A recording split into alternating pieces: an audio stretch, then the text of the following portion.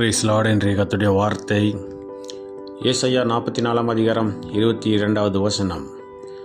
உன் மீறுதல்களை மேகத்தைப் போலவும் உன் பாவங்களை கார்மேகத்தைப் போலவும் அகற்றிவிட்டேன். என்னிடத்தில் திரும்பு, உன்னை நான் மீட்டு கொண்டேன் என்று கர்த்தர் சொல்லுகிறார். பிரியமானவர்களே, ஆண்டவராகிய இயேசு கிறிஸ்து சொல்லுகிறார், நான் உன்னை மீட்டு கொண்டேன். நீ என்னிடத்தில் திரும்பு. கூட்டமாயிருக்கிற மேகங்கள் சிறிது நேரம் கழித்து பார்க்கும்போது அதிகமான காற்று அடிக்கும்போது மேகத்தின் மேலே அவைகள் சிதறி இருக்கிற இடம் தெரியாமல் அவைகள் இடம் பெயர்ந்து போகும், மறைந்து போகும் என்று பார்க்கிறோம். நமக்கும் ஆண்டவருக்கும் இடையில் இருந்ததான நம்முடைய மீறுதல்களையும் நம்முடைய பாவங்களையும் ஆண்டவர் மேகத்தைப் போலவும் கார் மேகத்தைப் போலவும் அகற்றிவிட்டேன் என்று சொல்லுகிறார். என்னிடத்தில் வருகிறவனை நான் ஒருவனையும் புறம்பே தள்ளேன் என்று ஆண்டவர் சொல்லுகிறார். நம்மை தெரிந்து கொண்ட தேவன், நீங்கள் என்னை தெரிந்து கொள்ளவில்லை, நான் உங்களை தெரிந்து கொண்டேன் என்று ஆண்டவர் சொல்லுகிறார். ஆகவே ஆண்டவர் நம்மை தெரிந்திருக்கிறார். அவர் சொல்லுகிறார், நான் பாவிகளை இரட்சிக்கவே இந்த பூமிக்கு நான் மனிதனாக வந்தேன் என்று ஆண்டவர் சொல்லுகிறார். ஆகவே பாவங்களை மன்னிக்கவும் பாவியை நேசிக்கவுமே பாவியை இரட்சிக்கவுமே ஆண்டவர் இந்த பூமிக்கு வந்து தன்னுடைய இரத்தத்தை சிந்தி தன்னையே ஜீவ பலியாக ஒப்பு கொடுத்து நம்மை பிதாவாகிய தேவனோடு ஒப்புரவாக்கி ஐக்கியத்தை நமக்கு கொடுத்திருக்கிறார். ஆகவே ஆண்டவர் நன்றி சொல்லுவோம். ஆண்டவர் சொல்கிறார், நீ என்னிடத்தில் திரும்பு, நான் உனக்கு உதவி செய்ய நான் ஆயத்தமாக இருக்கிறேன்.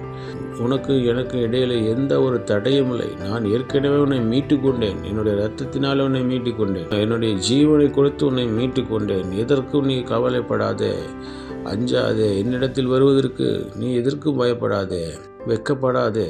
நீ என்னுடைய மகன், நான் தெரிந்து கொள்ளப்பட்டவன். நான் உன்னை என் இரத்தத்தை சிந்தி உன்னை விலைக்கரமாக வாங்கி கொண்டேன்.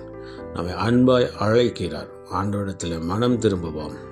என் பாவம் செய்து விட்டேனே, மீறுதல்கள் பண்ணிவிட்டேனே என்று சொல்லி ஆண்டவரை விட்டு தூரம் போகாதபடிக்கு இளையகுமாரனை போல, ஆண்டவரே என்னை மன்னித்து மறுபடியும் உம்முடைய பிள்ளையாய் ஏற்றுக்கொண்டு என்னை வாழ வைங்க, ஆசீர்வதிங்கன்னு சொல்லும்போது ஆண்டவர் நிச்சயமாக ஆசீர்வதிக்க வல்லமையுள்ள தேவனாக இருக்கிறார்.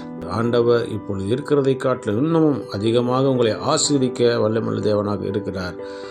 ஆகவே விசுவாசிப்போம், பிரார்த்தனை செய்வோம். எங்கள் அருமையான சிறுதான பரலோகத்தின் தந்தையை, ஆசீர்வதிக்கப்பட்டதான இந்த நாளில் நீர் கொடுத்த நம்முடைய வார்த்தைக்காக நன்றி செலுத்துகிறோம். உமக்கும் எங்களுக்கு இடையில் இருந்ததான எங்களுடைய மீறுதல்கள், எங்கள் பாவங்களை அகற்றிவிட்டேன் என்று சொன்னீரே. உங்களுடைய இரத்தத்தை சிந்தி எங்கள் எல்லாவற்றையும் போக்கி எங்களை பரிசுத்தமாக்கின தயவுக்காக நன்றி செலுத்துகிறோம்.